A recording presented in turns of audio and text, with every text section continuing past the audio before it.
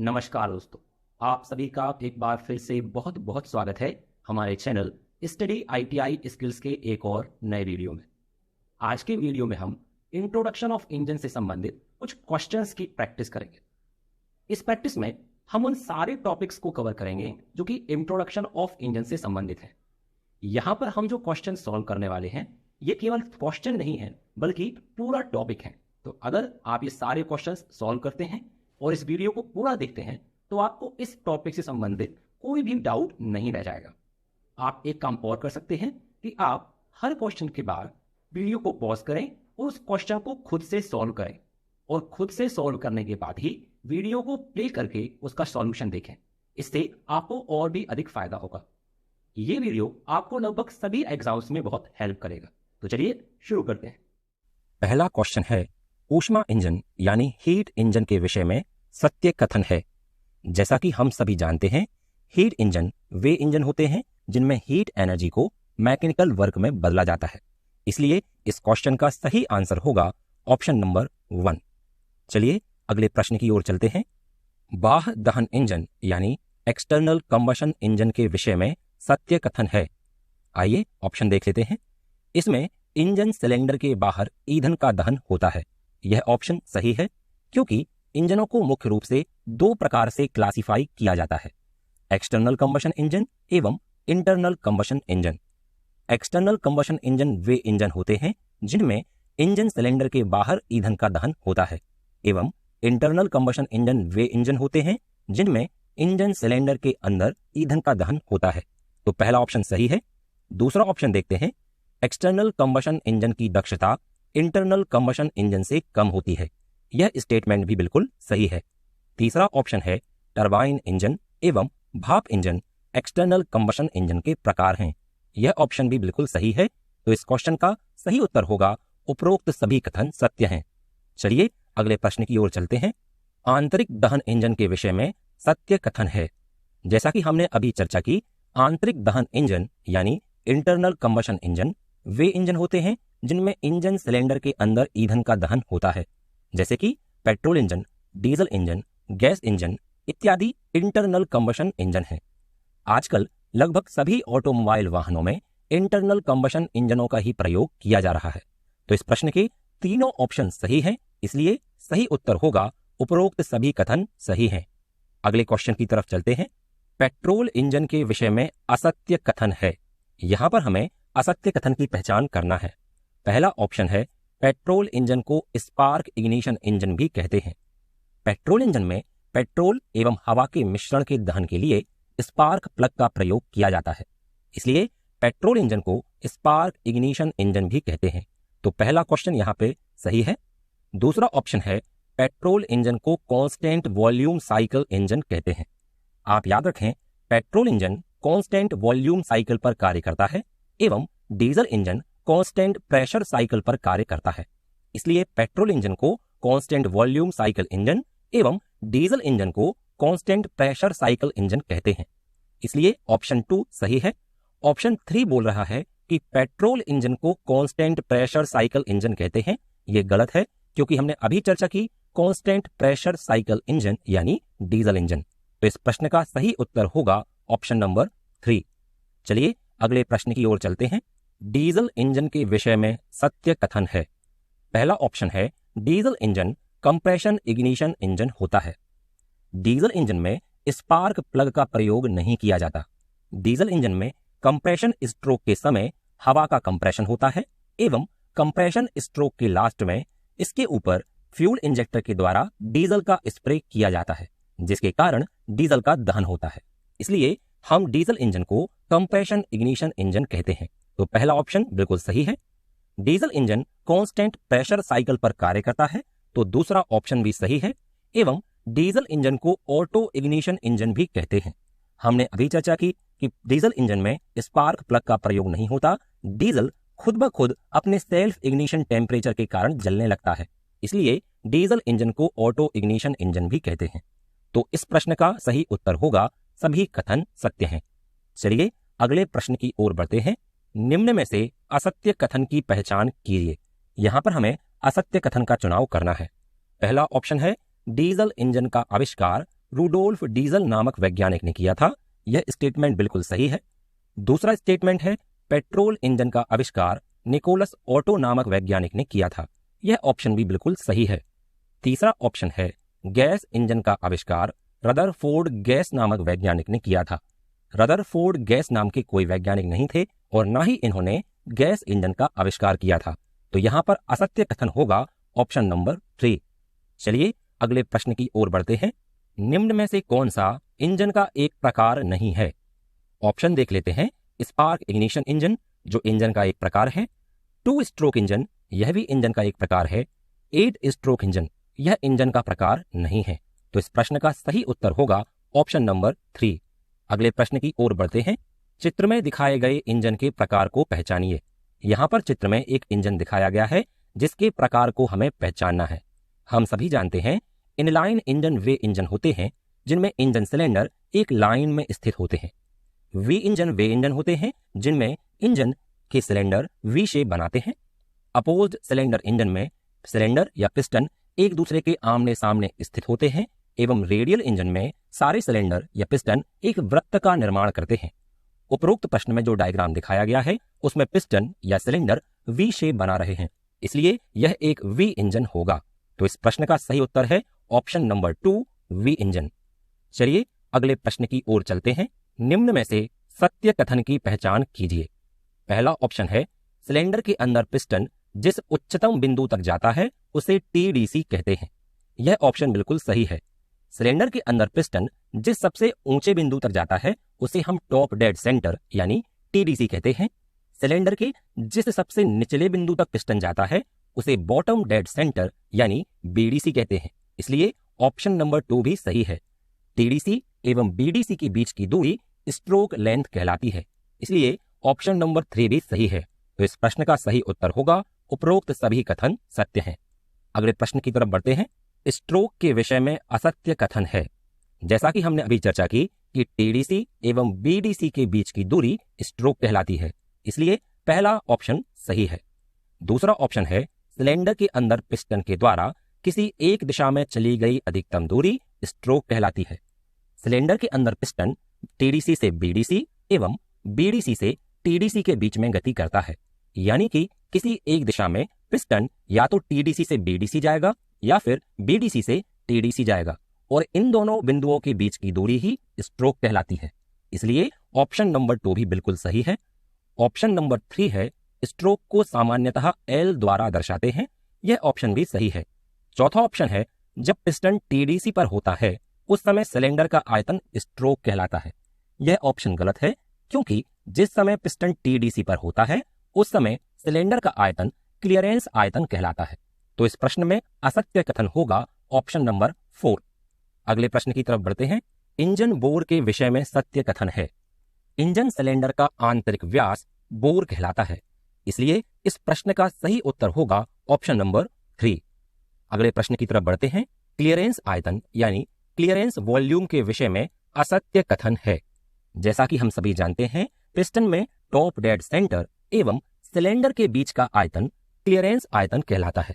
चलिए ऑप्शन देख लेते हैं। पहला ऑप्शन है सिलेंडर हेड एवं टॉप डेड सेंटर के बीच का आयतन क्लियरेंस आयतन कहलाता है। यह ऑप्शन बिल्कुल सही है। दूसरा ऑप्शन है जिस समय पिस्टन टॉप डेड सेंटर पर होता है उस समय सिलेंडर का आयतन क्लियरेंस आयतन कहलाता है। जिस समय पिस्टन टॉप डेड सेंटर पर होगा उस समय आयतन की जो गणना होगी वो टीडीसी से लेके सिलेंडर के बीच में होगी, जो कि क्लियरेंस आयतन कहलाता है, इसलिए ऑप्शन नंबर 2 भी बिल्कुल सही है। ऑप्शन नंबर 3 है पिस्टन एवं सिलेंडर की दीवार के बीच का आयतन क्लियरेंस आयतन कहलाता है। यह ऑप्शन गलत है, तो इस प्रश्न में असत्य कथन होगा ऑप्शन नंबर 3। अगले प्रश्न की ओर बढ़ते हैं। स्ट्रोक आयतन के विषय में सत्य कथन है। टीडीसी एवं बीडीसी के बीच का आयतन स्ट्रोक आयतन कहलाता है।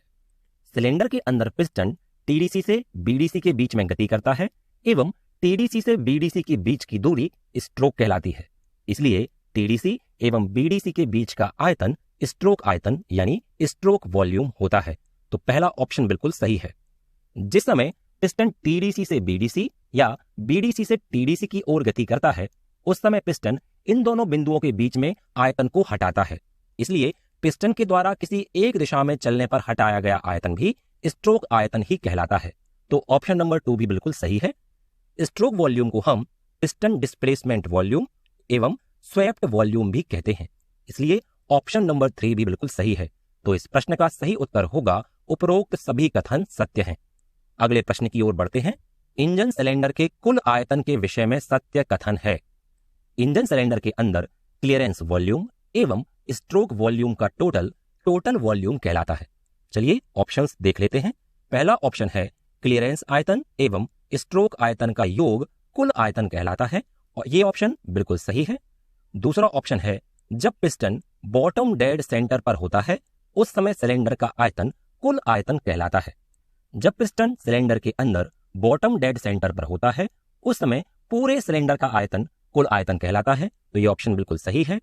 तीसरा ऑप्शन है इंजन के सीसी को सिलेंडर के कुल आयतन के द्वारा दर्शाया जाता है, यह ऑप्शन भी बिल्कुल सही है। तो इस प्रश्न का सही उत्तर होगा उपरोक्त सभी कथन सत्य हैं। चलिए अगले प्रश्न की ओर बढ़ते हैं। कंप्रेशन रेशो के विषय में सत्य कथन है। स्ट्रोक वॉल्यूम एवं क्लियरेंस वॉल्यूम का टोटल वॉल्यूम कहलाता है, एवं टोटल वॉल्यूम एवं क्लियरेंस वॉल्यूम का रेशो यानी अनुपात कंप्रेशन अनुपात कहलाता है। इन चारों ऑप्शंस को हम ध्यान से देखें तो ऑप्शन नंबर 4 है इंजन सिलेंडर के कुल आयतन एवं क्लियरेंस आयतन के अनुपात को कंप्रेशन रेशो कहते हैं। यह ऑप्शन बिल्कुल सही है। कंप्रेशन रेशो को हम CR के द्वारा दर्शाते हैं। तो इस प्रश्न का सही उत्तर है ऑप्शन नंबर 4। कंप्रेशन रेशो के विषय में सत्य कथन है। पहला ऑप्शन है पेट्रोल इंजन का कंप्रेशन रेशो 8:1 से लेकर 12:1 हो सकता है। यह ऑप्शन बिल्कुल सही है, क्योंकि पेट्रोल इंजन का कंप्रेशन अनुपात 8:1 से लेकर 12:1 होता है, एवं डीजल इंजन का कंप्रेशन रेशो 14:1 से लेकर 22:1 होता है। इसलिए ऑप्शन नंबर 2 भी बिल्कुल सही है। ऑप्शन नंबर 3 है इंजन सिलेंडर के कुल आयतन एवं क्लियरेंस आयतन के अनुपात को ही कंप्रेशन रेशो कहते हैं। तो ऑप्शन नंबर 3 भी सही है। तो इस प्रश्न का सही उत्तर है उपरोक्त सभी कथन सत्य हैं। चलिए अगले प्रश्न की ओर बढ़ते हैं। निम्न में से किस प्रकार के इंजन में स्पार्क प्लग का प्रयोग नहीं किया जाता है? हम सभी जानते हैं पेट्रोल इंजनों में स्पार्क प्लग का प्रयोग किया जाता है, एवं डीजल इंजन में स्पार्क प्लग का प्रयोग नहीं होता है। ऑप्शन देख लेते हैं। पहला ऑप्शन है कांस्टेंट वॉल्यूम साइकिल इंजन। हम जानते हैं कांस्टेंट वॉल्यूम साइकिल इंजन यानी पेट्रोल इंजन, जिसमें स्पार्क प्लग का प्रयोग होता है। ऑप्शन नंबर 3 है पेट्रोल इंजन। पेट्रोल इंजन में स्पार्क प्लग का प्रयोग होता है। ऑप्शन नंबर 4 है ऑटो साइकिल इंजन। हमने पहले भी चर्चा की कि पेट्रोल इंजन का आविष्कार निकोलस ऑटो नामक वैज्ञानिक ने किया था, तो उन्हीं के नाम पर पेट्रोल इंजन को ऑटो इंजन भी कहते हैं। इसलिए ऑप्शन नंबर 4 भी पेट्रोल इंजन को ही दर्शा रहा है। इसलिए पहले, तीसरे और चौथे ऑप्शन में पेट्रोल इंजन को दिखाया गया है, एवं इन इंजनों में स्पार्क प्लग का प्रयोग होता है। ऑप्शन नंबर 2 है constant pressure cycle engine. Constant pressure cycle engine यानी डीजल इंजन। डीजल इंजन में स्पार्क प्लग का प्रयोग नहीं होता है। इसलिए इस प्रश्न का सही उत्तर होगा ऑप्शन नंबर 2। चलिए अगले प्रश्न की ओर बढ़ते हैं। 4 स्ट्रोक इंजन के विषय में असत्य कथन का चुनाव कीजिए। हम सभी जानते हैं 4 स्ट्रोक इंजन में पूरी प्रक्रिया 4 स्ट्रोक में पूरी होती है, सक्शन, कंप्रेशन, पावर एवं एग्जॉस्ट। इनमें से 2 स्ट्रोक डाउनवर्ड मोशन में होते हैं एवं 2 स्ट्रोक पिस्टन के अपवर्ड मोशन में होते हैं। चलिए ऑप्शन देख लेते हैं। पहला ऑप्शन है 4 स्ट्रोक इंजन की कार्यविधि की एक साइकिल में पिस्टन 2 बार TDC से BDC एवं 2 बार BDC से TDC की ओर गति करता है। यह ऑप्शन बिल्कुल सही है। दूसरा ऑप्शन है 4 स्ट्रोक इंजन की एक साइकिल में क्रैंकशाफ्ट 720 डिग्री घूम जाती है। पिस्टन के एक स्ट्रोक में क्रैंकशाफ्ट 180 डिग्री घूमती है, इसलिए 4 स्ट्रोक में क्रैंकशाफ्ट 720 डिग्री या 2 चक्कर पूरे कर लेती है। इसलिए ऑप्शन नंबर 2 एवं ऑप्शन नंबर 3 सही है। ऑप्शन नंबर 4 है 4 स्ट्रोक इंजन के एक स्ट्रोक में क्रैंकशाफ्ट 90 डिग्री घूम जाती है। यह ऑप्शन बिल्कुल गलत है, क्योंकि क्रैंकशाफ्ट एक स्ट्रोक में 180 डिग्री घूमती है। तो इस प्रश्न का सही उत्तर होगा ऑप्शन नंबर 4। 4 स्ट्रोक इंजन में प्रक्रियाओं का सही क्रम है। हम जानते हैं 4 स्ट्रोक इंजन में 4 स्ट्रोक या 4 प्रक्रियाएं होती हैं, सक्शन, कंप्रेशन, पावर एवं एग्जॉस्ट। ऑप्शंस को ध्यान से देखें तो चौथा ऑप्शन सही क्रम को दर्शाता है, यानी सक्शन, कंप्रेशन, पावर एवं एग्जॉस्ट, इसलिए इस प्रश्न का सही उत्तर होगा ऑप्शन नंबर 4। अगले प्रश्न की ओर चलते हैं। एक आदर्श 4 stroke engine cycle diesel engine के सक्शन स्ट्रोक के संबंध में सत्य कथन का चुनाव कीजिए। यहां पे बात हो रही है 4 स्ट्रोक डीजल इंजन की। चलिए ऑप्शन देख लेते हैं। पहला ऑप्शन है सक्शन स्ट्रोक के समय इनलेट वाल्व खुला रहता है एवं एग्जॉस्ट वाल्व बंद रहता है। यह ऑप्शन बिल्कुल सही है, क्योंकि सक्शन स्ट्रोक के समय सक्शन वाल्व खुला रहेगा एवं एग्जॉस्ट वाल्व बंद रहेगा। सक्शन वाल्व के खुले होने से ही फ्रेश चार्ज इंजन सिलेंडर के अंदर आता है। दूसरा ऑप्शन है सक्शन स्ट्रोक के समय पिस्टन टीडीसी से बीडीसी की ओर गति करता है। यह भी बिल्कुल सही है। तीसरा ऑप्शन है सक्शन स्ट्रोक के समय केवल हवा का सक्शन इंजन सिलेंडर के अंदर होता है। यह ऑप्शन भी बिल्कुल सही है, क्योंकि डीजल इंजन के सक्शन स्ट्रोक के समय केवल हवा का सक्शन होता है एवं पेट्रोल इंजन के सक्शन स्ट्रोक के समय पेट्रोल एवं हवा के मिश्रण का सक्शन होता है। ऑप्शन नंबर 4 है सक्शन स्ट्रोक पूरा होने पर क्रैंकशाफ्ट 180 डिग्री घूम जाती है। यह भी बिल्कुल सही है। तो इस प्रश्न का सही उत्तर होगा उपरोक्त सभी कथन सत्य हैं। अगले प्रश्न की तरफ बढ़ते हैं। एक आदर्श 4 stroke engine cycle petrol engine के सक्शन स्ट्रोक के संबंध में सत्य कथन का चुनाव कीजिए। पहला ऑप्शन है सक्शन स्ट्रोक के समय इनलेट वाल्व खुला रहता है एवं एग्जॉस्ट वाल्व बंद रहता है। बिल्कुल सही स्टेटमेंट है। दूसरा, सक्शन स्ट्रोक के समय पिस्टन टीडीसी से बीडीसी की ओर गति करता है। यह ऑप्शन भी सही है।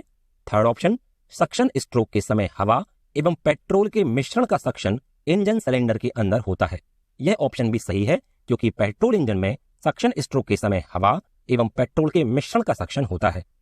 चौथा ऑप्शन है सक्शन स्ट्रोक पूरा होने पर क्रैंकशाफ्ट 180 डिग्री घूम जाती है। यह ऑप्शन भी सही है।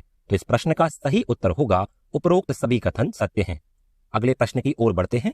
एक आदर्श 4 stroke engine cycle diesel engine के कंप्रेशन स्ट्रोक के विषय में सत्य कथन का चुनाव कीजिए। यहां पर हमें 4 स्ट्रोक डीजल इंजन के कंप्रेशन स्ट्रोक के विषय में सत्य कथन का चुनाव करना है। पहला ऑप्शन है कंप्रेशन स्ट्रोक के समय इनलेट वाल्व एवं एग्जॉस्ट वाल्व दोनों बंद रहते हैं। बिल्कुल सही है। दूसरा ऑप्शन है कंप्रेशन स्ट्रोक के समय पिस्टन बीडीसी से टीडीसी की ओर गति करता है। यह जानकारी भी बिल्कुल सही है। तीसरा ऑप्शन, कंप्रेशन स्ट्रोक के अंत में फ्यूल इंजेक्टर द्वारा डीजल की फुहार का स्प्रे गर्म हवा के ऊपर किया जाता है। जैसा कि हम सभी जानते हैं, डीजल इंजन में कंप्रेशन स्ट्रोक के दौरान केवल हवा का कंप्रेशन होता है। कंप्रेशन से हवा का तापमान एवं दाब अत्यधिक बढ़ जाता है एवं कंप्रेशन स्ट्रोक के लास्ट में डीजल इंजेक्टर द्वारा डीजल का स्प्रे किया जाता है। तो यह ऑप्शन भी बिल्कुल सही है। चौथा ऑप्शन है कंप्रेशन स्ट्रोक पूरा होने पर क्रैंकशाफ्ट 180 डिग्री घूम जाती है। यह ऑप्शन भी बिल्कुल सही है। तो इस प्रश्न का सही उत्तर होगा उपरोक्त सभी कथन सत्य हैं। चलिए अगले प्रश्न की ओर बढ़ते हैं। एक आदर्श 4 stroke engine cycle petrol engine के कंप्रेशन स्ट्रोक के संबंध में सत्य कथन का चुनाव कीजिए। यहां पर हमें पेट्रोल इंजन की कंप्रेशन स्ट्रोक के विषय में सत्य कथन का चुनाव करना है। पहला ऑप्शन है कंप्रेशन स्ट्रोक के समय इनलेट वाल्व एवं एग्जॉस्ट वाल्व दोनों बंद रहते हैं। बिल्कुल सही है।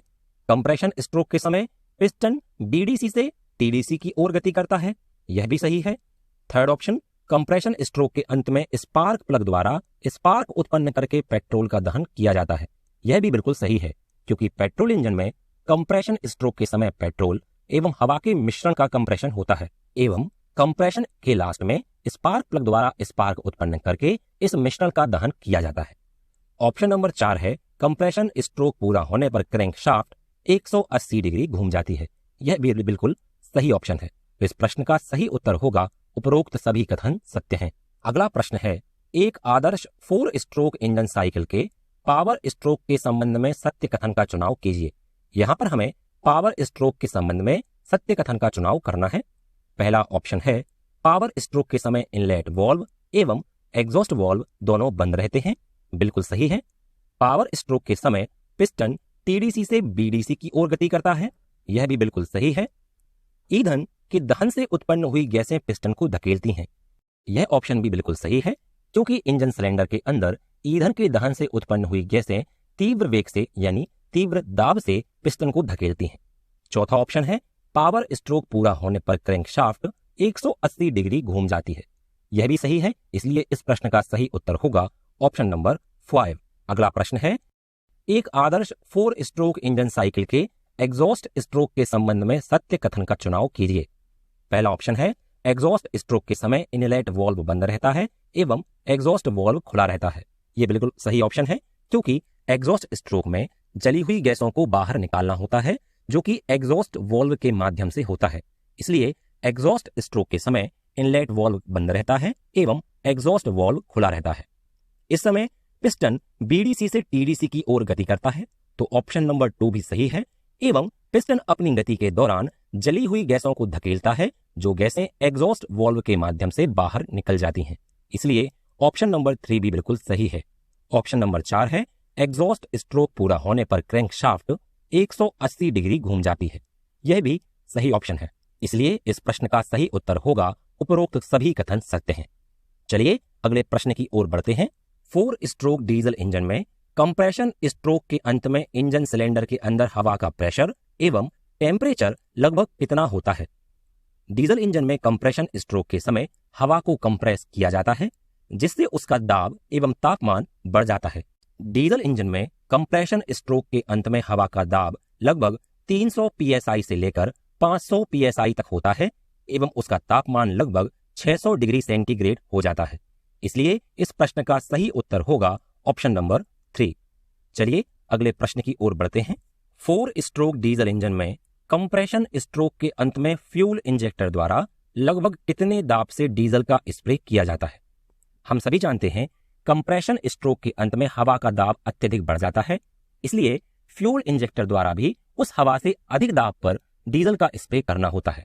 डीजल इंजन में फ्यूल इंजेक्टर द्वारा लगभग 120 बार से 200 बार के प्रेशर से फ्यूल का इंजेक्शन किया जाता है। इसलिए इस प्रश्न का सही उत्तर होगा ऑप्शन नंबर 4। चलिए अगले प्रश्न की ओर बढ़ते हैं। डीजल एवं पेट्रोल का सेल्फ इग्निशन टेम्परेचर लगभग कितना होता है? सेल्फ इग्निशन टेम्परेचर वह टेम्परेचर होता है जिस पर कोई भी ईंधन स्वयं जलने लगता है। डीजल का सेल्फ इग्निशन टेम्परेचर लगभग 256 डिग्री सेंटीग्रेड एवं पेट्रोल का सेल्फ इग्निशन टेम्परेचर लगभग 280 डिग्री सेंटीग्रेड होता है। तो इस प्रश्न का सही उत्तर होगा ऑप्शन नंबर 4। अगले प्रश्न की ओर चलते हैं। 4 स्ट्रोक इंजन के संबंध में निम्न में से सत्य कथन का चुनाव कीजिए। पहला ऑप्शन है, डीजल इंजन में फ्यूल इंजेक्टर के नोजल द्वारा डीजल को महीन फुहार के रूप में बदला जाता है। यह ऑप्शन बिल्कुल सही है, क्योंकि डीजल इंजन में डीजल का स्प्रे इंजेक्टर द्वारा किया जाता है। इंजेक्टर के नोजल द्वारा डीजल को महीन फुहार के रूप में बदल दिया जाता है। दूसरा ऑप्शन है, एग्जॉस्ट स्ट्रोक के समय जली हुई गैसों को इंजन सिलेंडर से बाहर निकालने की प्रक्रिया स्कैवेंजिंग कहलाती है। यह ऑप्शन भी बिल्कुल सही है, क्योंकि ईंधन के जलने से जो गैसें उत्पन्न होती हैं, उन जली हुई गैसों को इंजन सिलेंडर से बाहर निकालने की प्रक्रिया स्कैवेंजिंग कहलाती है। ऑप्शन नंबर 3 है, 4 स्ट्रोक इंजन में एक पावर स्ट्रोक एवं 3 आइडल स्ट्रोक होते हैं। यह ऑप्शन भी बिल्कुल सही है, क्योंकि 4 स्ट्रोक इंजन में हमें केवल पावर स्ट्रोक के समय पावर मिलती है, बाकी 3 स्ट्रोक के समय कोई भी पावर उत्पन्न नहीं होती, इसलिए उन्हें आइडल स्ट्रोक कहते हैं। इसलिए इस प्रश्न का सही उत्तर होगा उपरोक्त सभी कथन सत्य हैं। अगले प्रश्न की ओर बढ़ते हैं। निम्न में से असत्य कथन का चुनाव कीजिए। पहला ऑप्शन है, 4 स्ट्रोक इंजन में 2 वाल्व होते हैं जिन्हें खोलने एवं बंद करने के लिए मैकेनिज्म की आवश्यकता होती है। यह ऑप्शन बिल्कुल सही है। 4 स्ट्रोक इंजन में 2 वाल्व होते हैं, इनलेट वाल्व एवं एग्जॉस्ट वाल्व। इन वाल्व को खोलने एवं बंद करने के लिए एक मैकेनिज्म का प्रयोग किया जाता है, जिसमें camshaft, push rod, rocker arm इत्यादि होते हैं। दूसरा ऑप्शन है, 2 स्ट्रोक इंजन में पोर्ट होते हैं जो कि पिस्टन के मूवमेंट के कारण ही खुलते एवं बंद होते हैं। यह ऑप्शन भी बिल्कुल सही है। 2 स्ट्रोक इंजन में वाल्व नहीं होते, उनकी जगह पर उनमें पोर्ट होते हैं। पोर्ट को खोलने एवं बंद करने के लिए किसी मैकेनिज्म की आवश्यकता नहीं होती। ये पोर्ट पिस्टन के मूवमेंट के कारण ही खुलते एवं बंद होते हैं। तीसरा ऑप्शन है, 2 स्ट्रोक इंजन में 3 पोर्ट होते हैं, इनलेट पोर्ट, एग्जॉस्ट पोर्ट एवं ट्रांसफर पोर्ट। यह ऑप्शन भी बिल्कुल सही है। चौथा ऑप्शन है, 2 स्ट्रोक इंजन में कैम शाफ्ट की आवश्यकता होती है। यह ऑप्शन गलत है, क्योंकि 2 स्ट्रोक इंजन में पोर्ट होते हैं, जबकि कैम शाफ्ट की आवश्यकता होती है वाल्व ऑपरेटिंग मैकेनिज्म में। तो इस प्रश्न में असत्य कथन होगा ऑप्शन नंबर 4। चलिए अगले प्रश्न की ओर चलते हैं। 2 स्ट्रोक इंजन में प्रक्रियाओं का सही क्रम क्या होता है? हम सभी जानते हैं कि 2 स्ट्रोक इंजन में 2 स्ट्रोक में ही इंजन की चारों प्रक्रियाएं पूरी हो जाती हैं। इसलिए एक स्ट्रोक में सक्शन और कंप्रेशन साथ में होते हैं एवं दूसरे स्ट्रोक में पावर एवं एग्जॉस्ट साथ में होते हैं। इसलिए इस प्रश्न का सही उत्तर होगा ऑप्शन नंबर 1। अगले प्रश्न की ओर चलते हैं। 2 स्ट्रोक इंजन के संबंध में सही कथन का चुनाव कीजिए। हमने अभी चर्चा की कि 2 स्ट्रोक इंजन में 2 प्रक्रियाएं एक साथ होती हैं। जब पिस्टन अपवर्ड मोशन करता है यानी बीडीसी से टीडीसी की ओर मोशन करता है, उस समय सक्शन और कंप्रेशन साथ में होते हैं एवं जिस समय पिस्टन डाउनवर्ड मोशन करता है यानी टीडीसी से बीडीसी की ओर गति करता है, उस समय पावर एवं एग्जॉस्ट साथ में होते हैं। अगर इन ऑप्शंस को हम ध्यान से देखें तो पहला ऑप्शन है सक्शन स्ट्रोक के समय पिस्टन टीडीसी से बीडीसी की ओर गति करेगा। यह ऑप्शन गलत है क्योंकि पहला स्ट्रोक यानी अपवर्ड स्ट्रोक तो सक्शन में पिस्टन बीडीसी से टीडीसी गति करेगा। इसी प्रकार से कंप्रेशन स्ट्रोक भी सक्शन स्ट्रोक के साथ में होता है तो पिस्टन बीडीसी से टीडीसी की ओर गति करता है। तो ऑप्शन नंबर 1 और 2 गलत है। ऑप्शन नंबर 3 देख लेते हैं। ऑप्शन नंबर 3 में एग्जॉस्ट स्ट्रोक के विषय में बताया गया है। एग्जॉस्ट एवं पावर स्ट्रोक एक साथ होते हैं जिसमें पिस्टन टीडीसी से बीडीसी की ओर गति करता है। तो ऑप्शन नंबर 3 भी गलत है एवं ऑप्शन नंबर 4 सही ऑप्शन है। चलिए अगले प्रश्न की ओर चलते हैं। 2 स्ट्रोक पेट्रोल इंजन के विषय में सत्य कथन का चुनाव कीजिए। पहला ऑप्शन है सक्शन स्ट्रोक के समय हवा एवं पेट्रोल का मिश्रण इंजन सिलेंडर में प्रवेश करता है। यह ऑप्शन गलत है क्योंकि 2 स्ट्रोक इंजन में सक्शन स्ट्रोक के समय चार्ज पहले क्रैंक केस में आता है, उसके बाद क्रैंक केस से ट्रांसफर पोर्ट के माध्यम से इंजन सिलेंडर में पहुंचता है। दूसरा ऑप्शन है सक्शन स्ट्रोक के समय केवल हवा का सक्शन इंजन सिलेंडर में होता है। यहां पर बात हो रही है पेट्रोल इंजन की और पेट्रोल इंजन में हवा एवं पेट्रोल के मिश्रण का सक्शन होता है, तो यह ऑप्शन भी गलत है। तीसरा ऑप्शन है सक्शन स्ट्रोक के समय हवा एवं पेट्रोल का मिश्रण क्रैंक केस में प्रवेश करता है। यह ऑप्शन बिल्कुल सही है। तो इस प्रश्न का सही उत्तर होगा ऑप्शन नंबर 3। 2 स्ट्रोक इंजन के विषय में सत्य कथन का चुनाव कीजिए। हम सभी जानते हैं 2 स्ट्रोक इंजन में एक प्रक्रिया इंजन के 2 स्ट्रोक में पूरी होती है जिससे क्रैंकशाफ्ट अपना एक चक्कर पूरा कर लेती है। एक चक्कर पूरा करना यानी 360 डिग्री घूम जाना। इसलिए इस प्रश्न का सही उत्तर होगा 4th यानी 2 स्ट्रोक इंजन की एक साइकिल में क्रैंकशाफ्ट 360 डिग्री या एक चक्कर घूम जाती है। चलिए अगले प्रश्न की ओर चलते हैं। 2 स्ट्रोक इंजन के किस स्ट्रोक के दौरान चार्ज इंजन सिलेंडर में पहुंचता है? हम सभी जानते हैं जो पहला स्ट्रोक होता है यानी सक्शन और कंप्रेशन, उसमें चार्ज इनलेट पोर्ट के माध्यम से क्रैंक केस में आता है एवं उसके अगले स्ट्रोक यानी पावर और एग्जॉस्ट स्ट्रोक के समय यह चार्ज ट्रांसफर पोर्ट से होते हुए इंजन सिलेंडर में जाता है। इसलिए इस प्रश्न का सही उत्तर होगा ऑप्शन नंबर 3 यानी पावर एवं एग्जॉस्ट स्ट्रोक के दौरान। अगले प्रश्न की ओर बढ़ते हैं। पेट्रोल इंजन के विषय में असत्य कथन का चुनाव कीजिए। पहला ऑप्शन है petrol engine constant volume cycle पर कार्य करता है। बिल्कुल सही है। हम पहले भी चर्चा कर चुके हैं कि कांस्टेंट वॉल्यूम इंजन यानी पेट्रोल इंजन। दूसरा ऑप्शन है पेट्रोल इंजन ऑटो साइकिल पर कार्य करता है। यह चर्चा भी हम कर चुके हैं कि पेट्रोल इंजन का आविष्कार निकोलस ऑटो नामक वैज्ञानिक ने किया था। उन्हीं के नाम पर इसे ऑटो इंजन और इस साइकिल को ऑटो साइकिल कहते हैं। तीसरा ऑप्शन है petrol engine constant pressure cycle पर कार्य करता है। यह ऑप्शन गलत है क्योंकि कांस्टेंट प्रेशर साइकिल यानी डीजल इंजन। तो इस प्रश्न का असत्य कथन होगा ऑप्शन नंबर 3। अगले प्रश्न की ओर बढ़ते हैं। कार्बोरेटर के विषय में सत्य कथन है। पहला ऑप्शन है कार्बोरेटर का प्रयोग केवल पेट्रोल इंजन में किया जाता है। यह ऑप्शन सही है क्योंकि पेट्रोल इंजन में हवा एवं पेट्रोल का मिश्रण इंजन सिलेंडर में प्रवेश करता है। हवा एवं पेट्रोल के मिश्रण को तैयार करने के लिए ही कार्बोरेटर का प्रयोग किया जाता है। दूसरा ऑप्शन है कार्बोरेटर का प्रयोग पेट्रोल एवं हवा का मिश्रण तैयार करने के लिए किया जाता है। यह ऑप्शन बिल्कुल सही है। तीसरा ऑप्शन है वर्तमान समय में 2 पहिया वाहनों के अलावा कार्बोरेटर के स्थान पर ऑटोमोबाइल वाहनों में MPFI प्रणाली का प्रयोग किया जा रहा है। यह ऑप्शन बिल्कुल सही है क्योंकि MPFI यानी multi point fuel injection system जो आजकल सभी ऑटोमोबाइल वाहनों में प्रयोग किया जा रहा है। तो इस प्रश्न का सही उत्तर है उपरोक्त सभी कथन सत्य हैं। अगले प्रश्न की ओर बढ़ते हैं। पेट्रोल एवं डीजल वाहनों के विषय में सत्य कथन है। पेट्रोल इंजन का कंप्रेशन रेशो डीजल इंजन से कम होता है।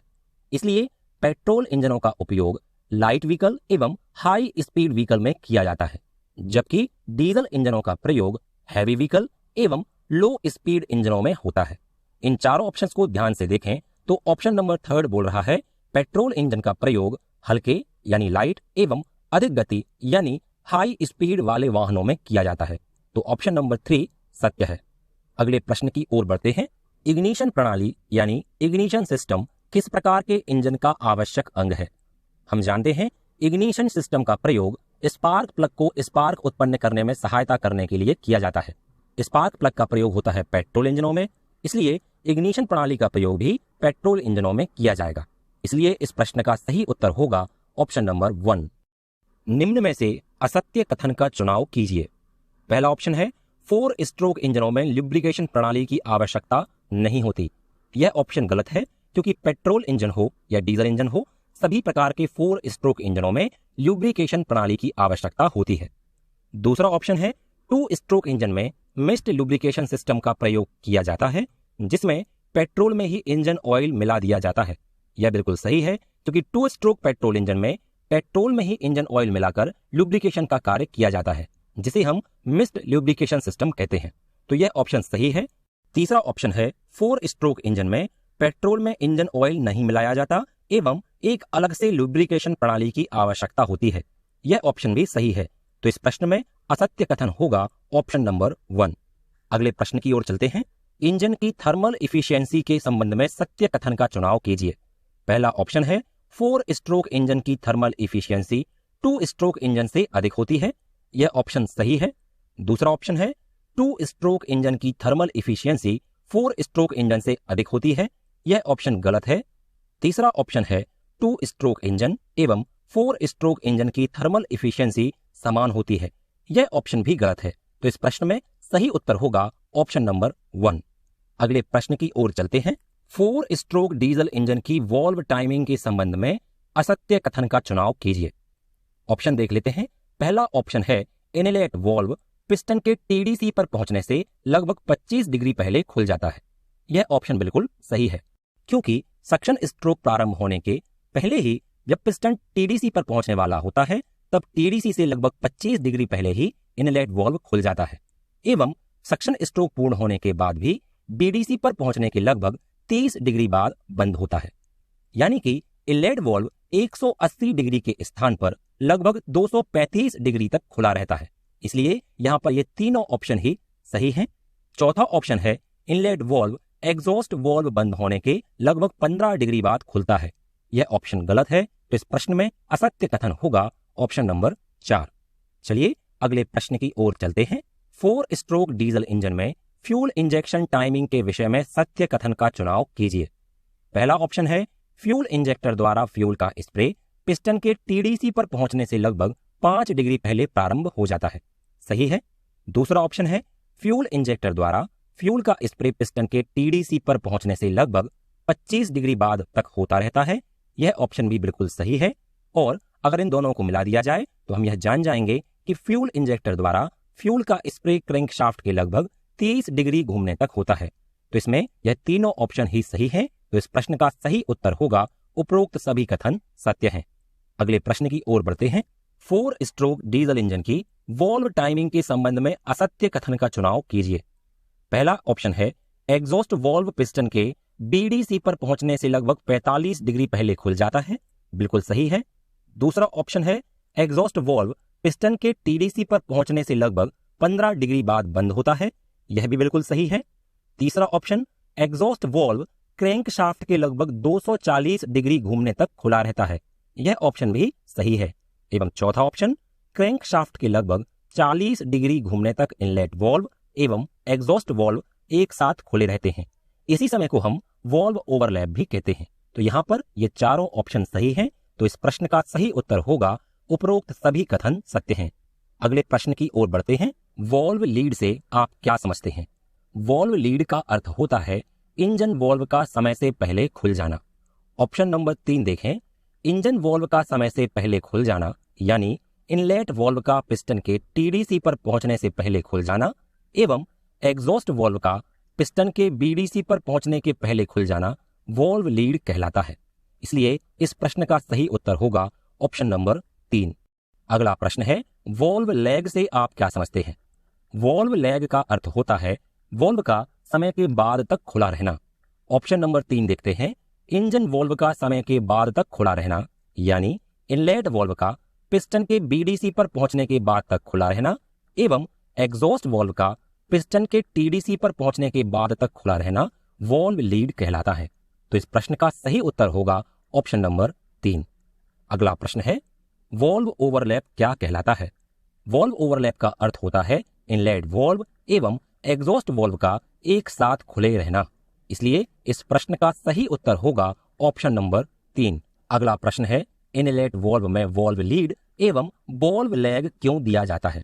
यानी इस प्रश्न के पूछने का अर्थ है कि इनलेट वॉल्व को क्यों समय से पहले खोला जाता है एवं क्यों समय के बाद तक खुला रखा जाता है। चलिए ऑप्शन देख लेते हैं। पहला ऑप्शन है ताकि सक्शन स्ट्रोक के समय अधिक से अधिक मात्रा में चार्ज इंजन सिलेंडर में आ सके। बिल्कुल सही है। यदि इनलेट वॉल्व अधिक समय तक खुला रहेगा तो अधिक मात्रा में चार्ज इंजन सिलेंडर में आ पाएगा। दूसरा ऑप्शन है ताकि वॉल्व को बंद करते समय बैक प्रेशर निर्मित ना हो। यदि हम वॉल्व को एक साथ एकदम से बंद कर देंगे तो बैक प्रेशर निर्मित होने की संभावना बनी रहती है। वॉल्व को धीरे धीरे बंद करने से यह बैक प्रेशर निर्मित नहीं हो पाता। तीसरा ऑप्शन है क्योंकि वॉल्व को खोलने एवं बंद करने में कुछ समय लगता है। यह ऑप्शन भी बिल्कुल सही है, क्योंकि वॉल्व को एकदम से बंद करना एवं खोलना संभव नहीं होता है। इसलिए वॉल्व को कुछ समय पहले से ही खोलना प्रारंभ कर देते हैं एवं कुछ समय बाद तक यह बंद होता रहता है। तो इस प्रश्न का सही उत्तर होगा उपरोक्त सभी। अगले प्रश्न की ओर बढ़ते हैं। एग्जॉस्ट वॉल्व में वॉल्व लीड एवं वॉल्व लैग क्यों दिया जाता है? प्रश्न पूछने का अर्थ है कि क्यों एग्जॉस्ट वॉल्व को अधिक समय तक खुला रखा जाता है। ऑप्शन देख लेते हैं। ताकि एग्जॉस्ट स्ट्रोक के समय इंजन सिलेंडर जली हुई गैसों से पूरी तरह खाली हो जाए। बिल्कुल सही है। यदि एग्जॉस्ट वॉल्व अधिक समय तक खुला रहेगा तो इंजन सिलेंडर से जली हुई गैसें पूरी तरह बाहर निकल जाएंगी।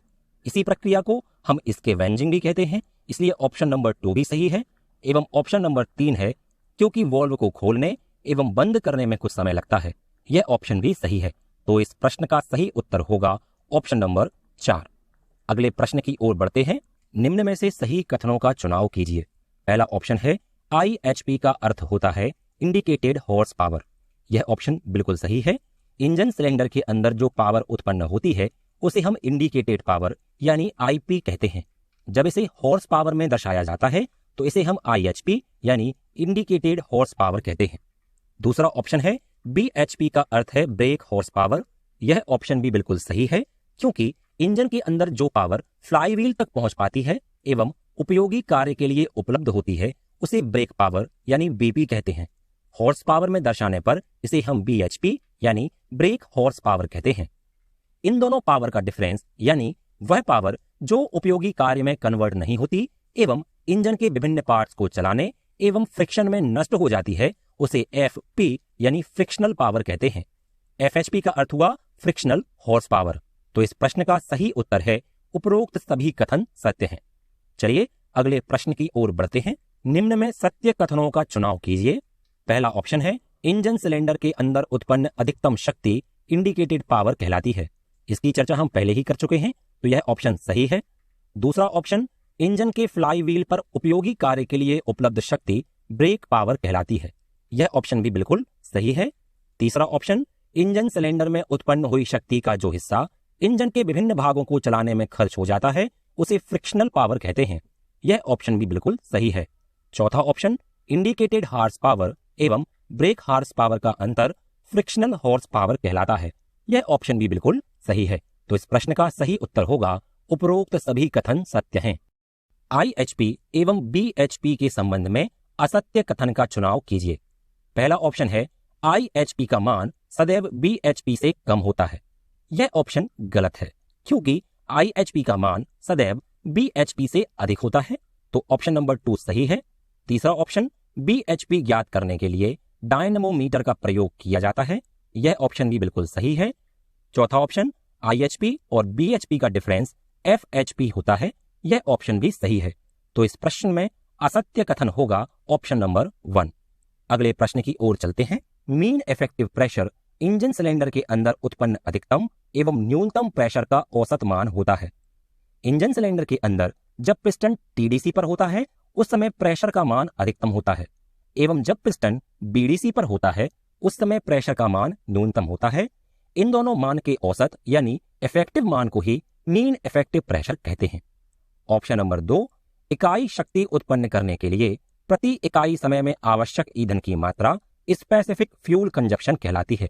यह ऑप्शन बिल्कुल सही है क्योंकि इकाई शक्ति उत्पन्न करने के लिए 1 घंटे या प्रति इकाई समय में जो ईंधन की खपत होती है उसे ही स्पेसिफिक फ्यूल कंजप्शन कहते हैं। तीसरा ऑप्शन, मीट्रिक पद्धति में 1 हॉर्स पावर में 735.5 वॉट होते हैं। यह ऑप्शन भी बिल्कुल सही है। ब्रिटिश पद्धति में 1 हॉर्स पावर में 746 वॉट होते हैं। इस प्रश्न का सही उत्तर होगा उपरोक्त सभी कथन सत्य हैं। अगले प्रश्न की ओर बढ़ते हैं। निम्न में से सत्य कथन का चुनाव कीजिए। पहला ऑप्शन है इंजन की ब्रेक पावर एवं इंडिकेटेड पावर का अनुपात उसकी मैकेनिकल इफिशियंसी कहलाता है।